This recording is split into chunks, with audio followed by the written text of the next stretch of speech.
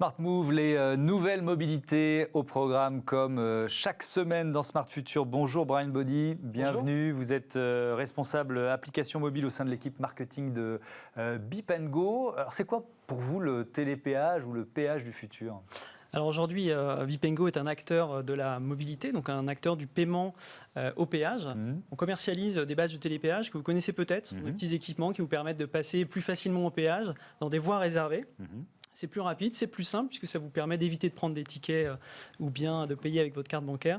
Et ça vous permet aussi de circuler librement en France, en Espagne, en Italie, au Portugal, en plus de payer aussi votre stationnement. Ça peut permettre aussi d'avoir accès à un certain nombre de parkings. Exactement, vous pouvez payer votre parking dans à peu près 850 parkings en Europe.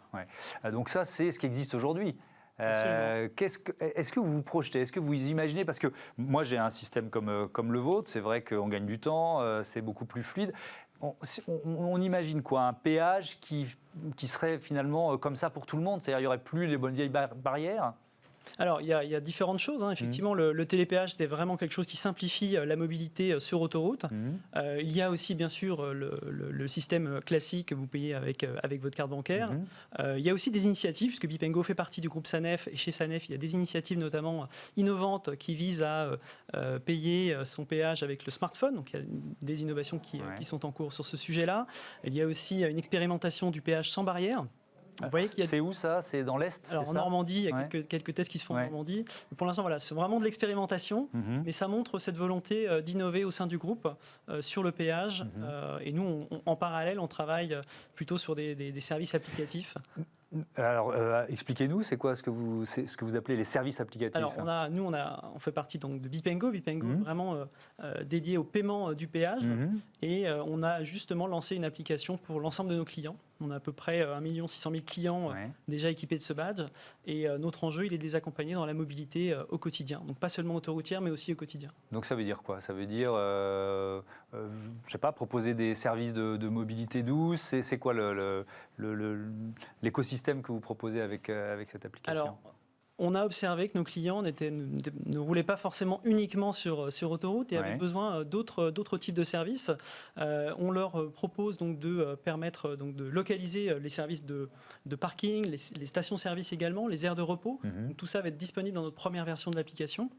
On les accompagne également sur la préparation du trajet, donc tout ce qui va être préparation de l'itinéraire, calcul du coût en péage, en carburant. Donc c'est vraiment, vous voyez, des outils pratiques, mais qui étaient attendus par nos clients. En plus, bien sûr, de l'accès à leur compte, l'accès à la facture qui leur permet de suivre où ils en sont sur leur consommation. Je reviens au péage sans barrière. Je suis un peu têtu parce que vous disiez que Sanef effectivement est en train de tester ce système. Ça fonctionne comment? C'est un portique qui identifie la voiture, sa plaque minéralogique, la taille du véhicule. Comment ça fonctionne? Oui, tout à fait. Sur l'expérimentation qui a été lancée, il y a plusieurs paramètres qui sont pris en compte. Effectivement, la lecture de la plaque d'immatriculation va permettre d'identifier le véhicule et son propriétaire. Et puis aussi le gabarit du véhicule, le point d'entrée aussi, le point de sortie. Donc, c'est des éléments qui vont vous permettre aussi derrière de ne pas payer, donc de circuler librement. Et derrière, de pouvoir ensuite vous connecter pour... Enfin, de ne pas payer au moment où on passe, mais en revanche, on continuera de payer ultérieurement. Le parking gratuit, ce n'est pas l'avenir. Non. Le péage gratuit, ce n'est pas l'avenir. Non, bien sûr. On a bien compris. Ça change quoi la 5G pour un service comme le vôtre? Alors la 5G ne va pas forcément, alors si on parle vraiment de l'application, pour notre application ça ne va pas changer de manière immédiate les choses.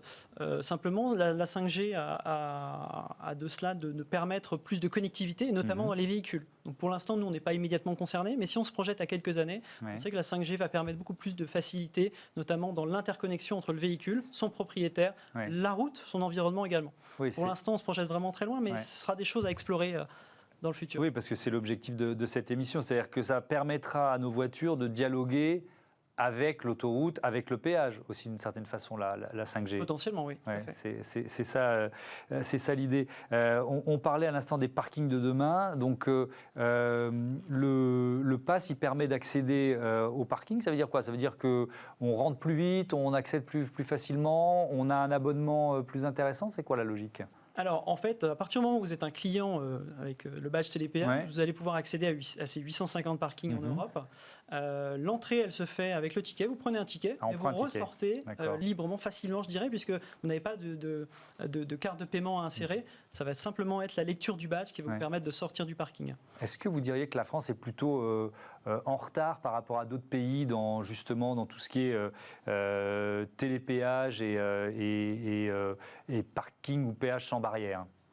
Non, je ne pense pas. Nous, en revanche, on est vraiment à l'écoute de nos clients et on essaye de comprendre vraiment leurs attentes, notamment sur le stationnement. On a, pour le lancement de notre application, on a vraiment écouter nos clients en région également. Et on s'est aperçu qu'une des demandes qui était très forte, c'était vraiment la recherche de stationnement. La recherche de stationnement, c'est une problématique qu'on a voulu adresser dans notre application. Dans un premier lieu, en leur permettant de trouver facilement un parking compatible télépéage. Et puis, dans un deuxième temps, et ça va être aussi tout ce qu'on va projeter cette année, de leur permettre de payer du stationnement depuis l'application. Et ben voilà, merci beaucoup, merci Brian Body, à bientôt. Merci beaucoup. Sur BeSmart. Voilà, c'est la fin de notre voyage dans le futur. Merci à Olivia, Yeré Dobré, à toutes les équipes techniques de BeSmart. Je vous donne rendez-vous le week-end prochain. Et puis dès lundi pour Smart Impact, l'émission de la transition écologique. Bonne fin de journée. Vous pouvez revenir en janvier 2021.